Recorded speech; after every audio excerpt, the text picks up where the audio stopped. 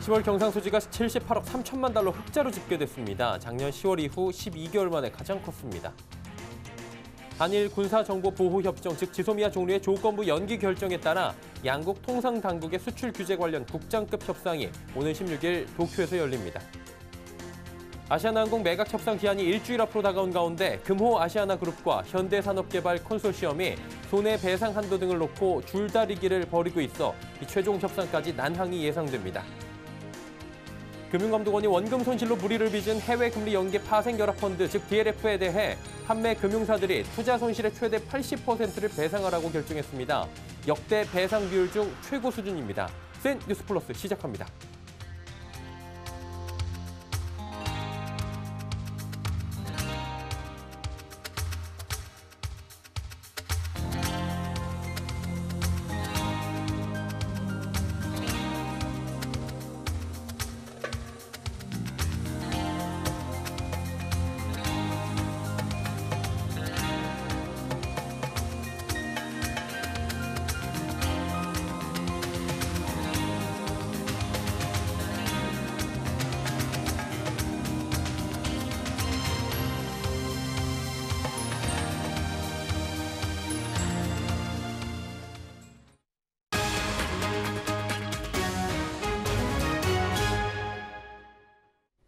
시청자 여러분 안녕하십니까? 센 뉴스 플러스 서정덕입니다. 오늘 한국은행이 발표한 국제수지 잠정치 통계에 따르면 올해 10월 경상수지는 78억 3천만 달러 흑자로 흑자폭이 작년 10월 이후 12개월 만에 가장 큰 것으로 나타났습니다. 경상수지는 지난 4월 한 차례를 빼고는 줄곧 흑자를 나타내고 있습니다. 특히 상품수지 흑자가 80억 3천만 달러로 1년 전보다 흑자폭이 24억 9천만 달러 줄었습니다. 반도체와 석유화학 제품 가격 하락에 수출이 수입보다 더 많이 줄어든 탓입니다. 한국은행 관계자는 올해 수출액 감소분의 절반 이상은 반도체가 차지했다며 반도체 가격이 회복하면 향후 수출에도 긍정적 영향을 주겠다고 말했습니다.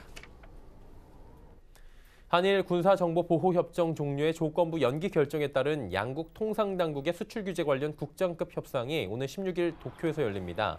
양국은 현지 시간으로 4일 오스트리아 빈에서 열린 국장급 준비회의에서 16일 오전 10시부터 오후 5시까지 도쿄 경제산업성에서 제7차 수출관리 정책 대화를 개최한다는 데 합의했다고 산업통상자원부가 밝혔습니다.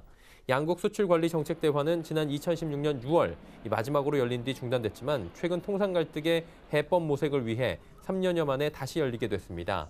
이번 대화에서 민감기술 통제와 관련한 현황과 도전, 양국의 수출 통제 시스템과 이행 등의 의제를 놓고 심도 있는 논의가 진행될 것으로 관측됩니다. 아시아나항공 매각을 위한 배타적 협상 기한이 일주일 앞으로 다가왔습니다. 하지만 금호아시아나그룹과 HDC 현대산업개발 미래에셋대우 컨소시엄이 손해배상 한도 등을 놓고 여전히 줄다리기를 벌이고 있어 최종 협상까지 난항이 예상됩니다. 보도에 정세미 기자입니다. 연내 매각을 목표로 내세운 아시아나항공. 이에 따라 금호와 현산 컨소시엄은 통상 한 달가량이 걸리는 본실사를 생략하고 오는 12일 주식 매매 계약을 체결하기로 했습니다. 하지만 본협상 과정에서 계약서에 명시하는 손해배상 한도를 놓고 양측의 줄다리기가 이어지고 있습니다.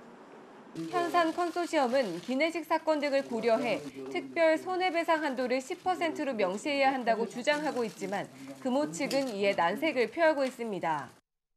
현산 컨소시엄은 아시아나항공 기내식 사업 관련 공정위의 과징금 부과 등의 가능성을 고려해야 한다고 주장했습니다. 또한 박삼구 전 회장이 금호터미널을 지주사로 싸게 넘겼다는 의혹도 반영할 것을 요구했습니다. 때문에 일각에서는 당초 12일로 예정됐던 주식 매매 계약 체결이 연말로 늦춰질 가능성도 나옵니다.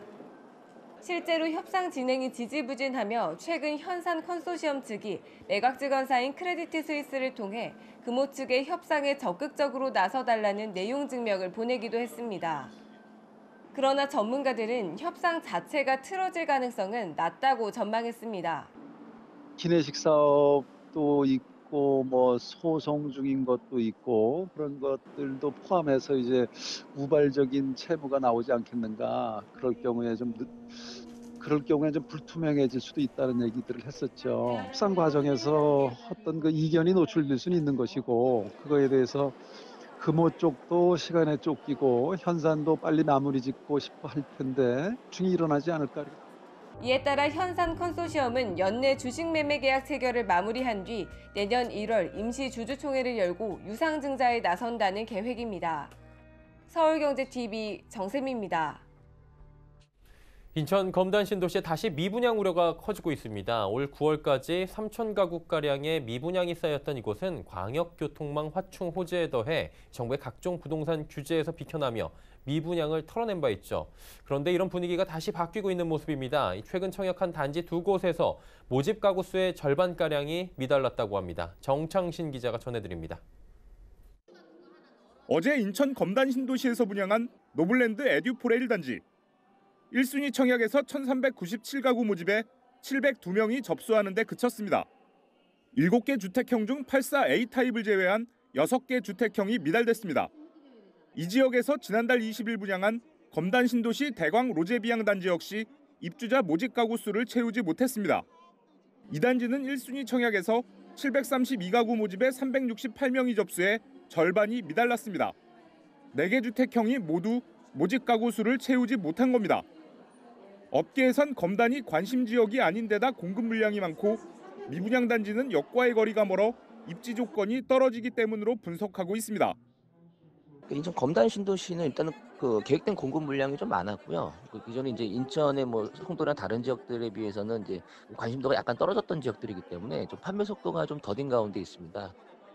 실제 올해 11월까지 검단에 공급된 물량은 11,000가구. 작년 공급 물량과 비교해 5배가 넘는 겁니다. 여기에 연내 검단 2차 파라곤, 신한 인스빌 어반퍼스트, 검단 모아 엘가 등 단지도 분양을 앞두고 있습니다. 전문가들은 이미 발표된 교통대책의 착공 소식이 있어야 미분양 물량이 소진될 수 있을 것으로 예상하고 있습니다. 서울경제TV 정창신입니다.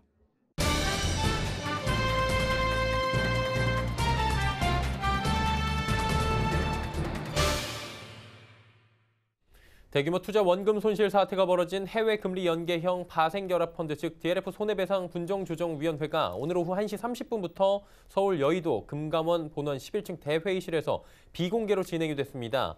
분조위 종료 이후에 금감원은 백브리핑을 통해 그간 접수된 DLF 분쟁 조정 신청에 대한 손해배상 비율 등 배상안을 발표했죠.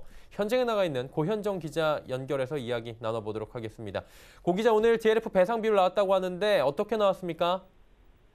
네, 금융감독원 분쟁조정위원회는 평소보다 30분 일찍 회의를 시작해 2시간여의 회의 끝에 결과를 발표했습니다. 당초 예정됐던 것보다 1시간가량 빨리 결과가 나왔는데요.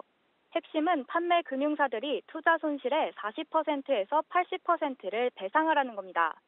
또 은행 본점 차원의 과도한 영업과 심각한 내부 통제 부실이 대규모 불안전 판매로 이어져 사회적 무리를 야기한 점도 최초로 배상 비율에 반영됐습니다. 특히 배상 비율 80%는 역대 최고 수준인데요. 결과가 빨리 나왔다는 점 등을 미뤄볼 때 분조위 이전에 이미 금감원 내부적으로는 소비자 보호 강화 쪽으로 의견이 모아졌던 것으로 풀이됩니다. 지금 40에서 80%라고 말씀해 주셨는데 궁금한 게 가장 높은 80%의 배상 비율 적용을 받는 경우는 어떤 경우입니까? 네. 일단 오늘은 지금까지 분조위에 접수된 268건 가운데 우리은행과 하나은행의 대표 사례 3건씩을 뽑아 총 6건에 대한 배상 비율을 정한 건데요. 오늘 부의된 6건의 사례 가운데 첫 번째가 투자 경험이 없고 난청인 고령의 치매 환자 사례였습니다. 이 사례에 대해 80% 배상 결정이 나온 겁니다. 그간 고령 투자자에 대한 최고 배상 비율은 70%였는데요. 동양그룹 기업어음 사태와 관련된 분조위 결정이 그 사례입니다. 자, 그렇다면 일반 투자자가 불안전 판매로 피해를 본 경우가 있을 텐데 이 경우는 어떻습니까? 네, 고령의 투자자가 아니더라도 투자 경험이 없는 경우에는 배상 비율이 높았습니다. 투자 경험이 없는 60대 주부에게 은행이 손실 확률 0%를 강조한 사례에서 75%로 배상 비율이 나왔기 때문입니다. 또한 설명을 제대로 하지 않는 등 불안전 판매에 대한 배상 비율은 과거와 비슷하거나 조금 높은 수준이었습니다. 과거 분조위는 고령이 아닌 일반 투자자에 대해서는 20에서 50%로 배상 비율을 권고해왔는데요. 이번에는 예금 상품 요청 고객에게 기초자산을 잘못 설명한 경우와 GCMS를 제대로 설명하지 않은 경우에 대해 각각 65%, 55%를 권고했습니다. 다만 금감원은 투자자 책임을 고려해 투자 금액이 클수록 배상 비율이 차감될 가능성이 높다고 덧붙였습니다. 일단 배상 비율로만 본다면 역대급이라는 표현이 많이 나오고 있는 걸로 알고 있는데요. 실제 그렇다면 피해자분들의 반응은 지금 어떤 상황입니까? 네, DLF 피해자 대책위원회와 금융정의연대는 오늘 금감원 분조위 개최에 앞서 금감원 앞에서 기자회견을 열었는데요. 개별 분쟁 조정이 아닌 일괄 배상안을 내놓아야 한다는 주장입니다. 금감원이 나서서 이번 DLF 판매 자체를 불안전 판매가 아닌 사기 판매로 규정하고 두 은행을 검찰에 고발해야 한다는 건데요. DLF 피해자 대책위는 금감원의 최종 검사 결과에 대한 정보 공개 청구에도 나선다는 계획입니다. 근데 우리는 금감원에 보낸 은행의 자료를 알 수가 없잖아요. 그러니까 그거를 공개해달라는 거예요. 우리는 지금 어떻게 진행이 되고 있는 거를 깜깜하니까 지금 깜깜이 분쟁조정위원이라고서는 얘기를 하는 거예요. 저희들이 원하는 것이 아니면 저희들은 일괄 다 거부할 생각입니다. 자, 오늘 이 결정이 나머지 개별 사안들의 가이드라인이 될 전망이죠. 이제 나머지 조정 대상에 대해서는 분조의 배상 기준에 따라 자율 조정 등의 방식으로 진행될 예정이라고 합니다. 오늘 말씀은 여기까지 듣도록 하겠습니다. 고맙습니다. 감사합니다. 네, 금융부의 고현정 기자와 함께했습니다.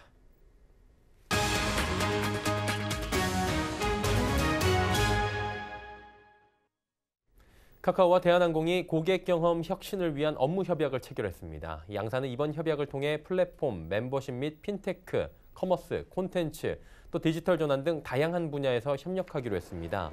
항공권 검색부터 결제, 또 탑승에 이르는 전 과정이 모바일 환경에서 더욱 편리하게 진행될 수 있도록 양사의 자원을 적극 활용한다는 계획입니다.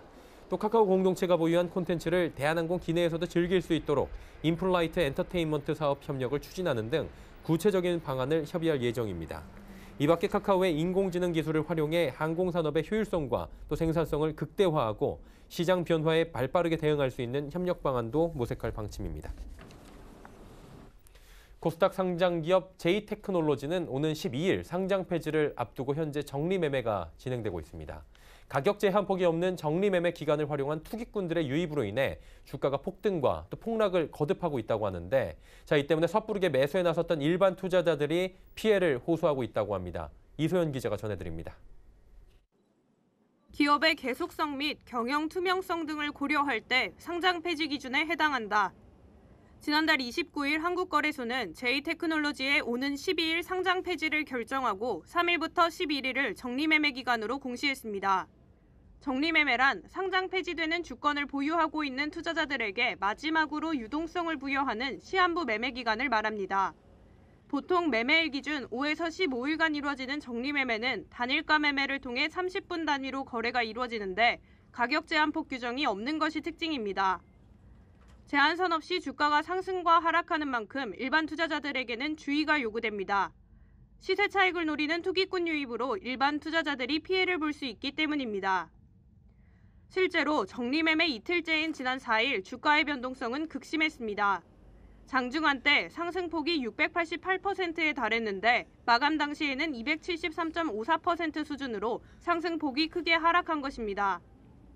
이 때문에 급등하는 상승세에 올라탔던 일반 투자자들은 순식간에 반토막난 주식을 받아들여야 했고, 종목 게시판에는 일확천금을 노렸다가 피해를 봤다, 전세자금을 날렸다 등 피해를 호소하는 글이 연이어 올라왔습니다. 전일 폭등 후 폭락을 거듭했던 J테크놀로지의 주가, 정리매매 3일째를 맞이한 오늘 역시 전일보다는 약하지만 여전한 폭등락 장세를 보였습니다. 장중한 때 전 거래일 대비 66.67%까지 주가가 올랐는데 오후 들어서는 전 거래일 대비 0.52% 상승한 수준으로 또다시 폭락했고 최종적으로는 15.63% 상승한 채 거래를 마쳤습니다. 전문가들은 정리매매 기간에는 투기 세력이 투기판을 벌이는 경우가 많아 이유 없이 주가가 폭등과 폭락을 거듭한다며 일반 투자자들은 매수에 주의하라고 당부했습니다. 서울경제TV 이소연입니다. 앞으로는 보험회사가 의료 서비스를 하는 헬스케어 회사를 자회사로 둘 수 있게 됩니다. 금융위원회와 금융감독원에 따르면 이런 내용을 담은 가이드라인 개정안과 건강증진형 보험상품, 서비스 활성화 방안 후속 조치가 이달 시행됩니다. 이에 따라 보험회사는 내일부터 금융위의 승인을 받아 헬스케어 회사를 자회사로 편입할 수 있게 됐습니다. 우선은 기존 보험계약자와 피보험자를 대상으로 하는 헬스케어 자회사만 허용되는데 향후엔 일반 대중까지 서비스 영역을 확대할지 검토할 방침입니다. 이와 함께 보험사는 보험가입 고객에게 건강관리기기 지급도 할 수 있게 됩니다. 그동안은 과도한 판촉 경쟁을 막기 위해 이 같은 행위를 제한해온 바 있습니다. 국내 저축은행 등이 대출을 확대하며 올해 3분기 기준 사상 최대 실적을 올렸습니다. 금융감독원에 따르면 국내 79개 저축은행은 올해 9월까지 총 9,374억 원의 순이익을 거둬들였습니다. 이는 작년 같은 기간보다 10.3%가 증가한 것으로 역대 최대 규모입니다. 이런 순이익 급증은 주로 대출 증가에 따른 이자 이익 확대에서 비롯됐습니다. 저축은행들은 올해 3분기까지 이자로만 약 3조 3천억 원을 벌어들였습니다. 지난해 같은 기간과 비교하면 2천억 원 넘게 증가한 겁니다.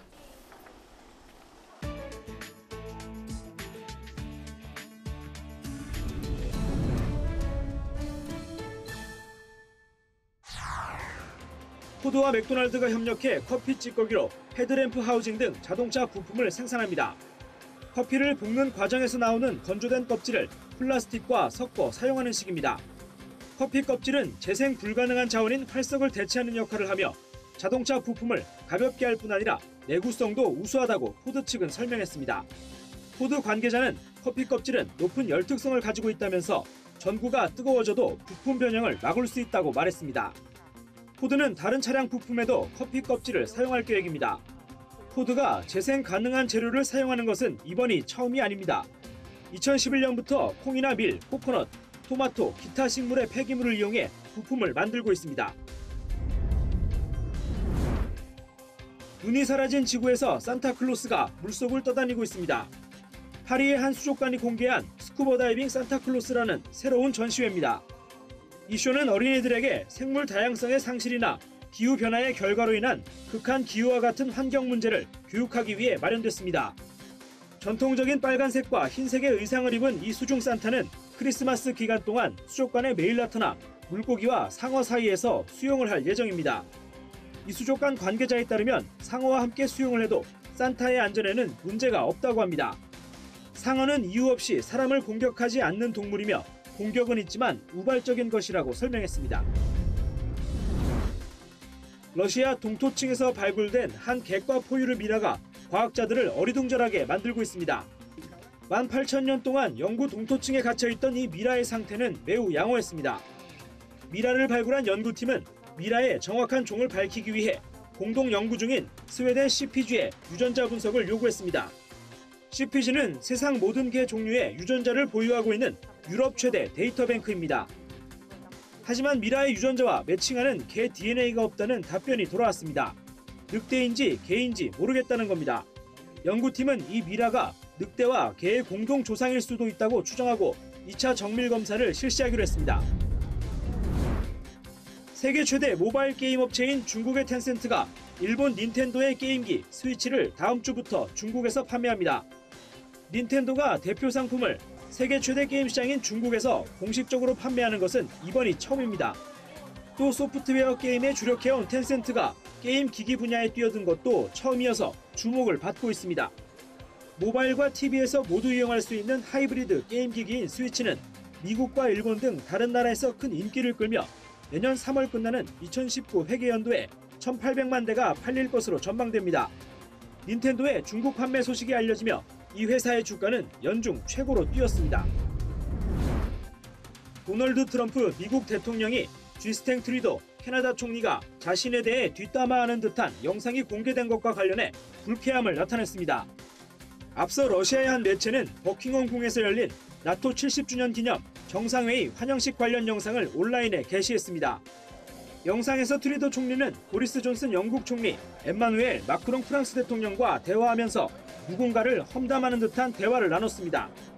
언론들은 트루도 총리가 험담한 인물이 트럼프 대통령인 것으로 추정했습니다.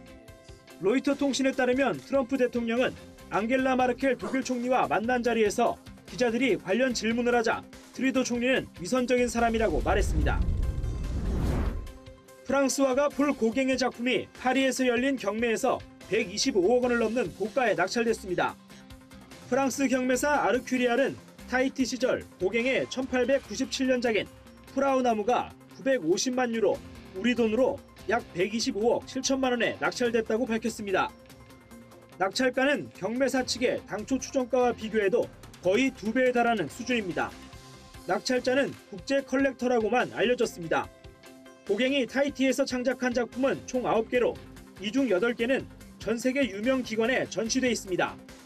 이번에 낙찰된 이 작품만 여전히 개인의 소유로 남게 됐습니다.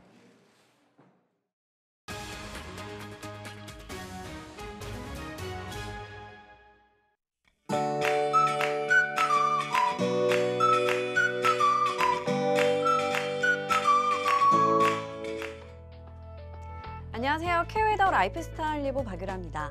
찬바람에 몸이 종일 움츠러드는 하루였습니다. 한편 추위 속에 충남 서해안과 전라 서해안을 중심으로 산발적인 눈 또는 비가 내리고 있는데요. 조금 더 이어지다 저녁에 대부분 그치겠습니다. 한편 내일은 오늘보다 더 춥습니다. 이에 따라 한파특보도 더 확대 강화된 모습인데요. 일부 경기도와 강원도에 내려졌던 특보는 오늘 밤 10시를 기해 경기 북부와 강원도, 충북과 경북에도 내려지겠습니다. 내일 서울의 아침 기온이 영하 9도, 춘천은 영하 12도, 전주는 영하 8도, 대구는 영하 7도까지 떨어지겠고요. 한낮에도 기온이 크게 오르지 못하고 강한 바람이 체감 온도를 더 낮추겠습니다. 꼭 따뜻한 옷차림을 하시고요. 수도 간 동파 사고가 나지 않도록 점검을 잘 해주셔야겠습니다. 한편 대기가 갈수록 메말라가고 있는데요. 일부 동쪽과 수도권, 충북을 중심으로 건조특보도 발효 중입니다. 불씨 관리에도 유의하셔야겠습니다. 앞으로 내일 정도의 한판 없지만 다음 주 월요일까지 영하권 추위가 계속되겠고요. 화요일부터는 영상의 기온을 회복하면서 추위가 차츰 누그러지겠습니다. 한편 토요일과 다음 주 화요일과 수요일 사이에는 중부지방에 눈이 내릴 것으로 전망됩니다. 내일은 중국 산동반도 부근에 위치한 고기압의 영향을 받겠습니다. 다음은 자세한 지역별 날씨입니다. 중부지방에는 대체로 맑겠습니다. 아침 기온 수원과 대전 영하 9도로 강추위가 예상되고요. 낮에도 2도에서 4도 선에 머물겠습니다. 동해안 대체로 맑은 하늘이 예상됩니다. 아침에 속초 영하 6도, 강릉 영하 4도까지 떨어져 춥겠습니다. 남부지방 하늘도 맑고 공기도 깨끗하지만 날이 춥겠습니다. 아침 기온 광주 영하 5도, 부산은 영하 3도를 보이겠습니다. 동해상으로 눈 또는 비가 오겠고요. 물결은 서해와 동해상으로 최고 3m, 남해상으로는 최고 4m까지 매우 높게 일겠습니다. 항해하거나 조업하는 선박은 유의하셔야겠습니다. 기상정보였습니다. 지금 태어난 아이는 앞으로 약 83년을, 지금 60세 한국인은 앞으로 25년 넘게 살 것으로 기대된다는 통계가 나왔습니다. 의학 발달로 기대 수명을 계속해서 늘려가고 있는 건데요. 55세부터 57세 사이인 평균 퇴직 연령을 고려한다면 은퇴 뒤 20-30년의 소득 공백기가 또 발생하는 셈입니다. 소득이 끊기게 되면 질병 위험과 함께 여가 등 삶의 질도 급격하게 떨어지게 되죠. 정년 연장 논의 등 고령화에 대한 우리 사회 대비에도 속도가 붙길 바라봅니다. 뉴스 마칩니다. 고맙습니다.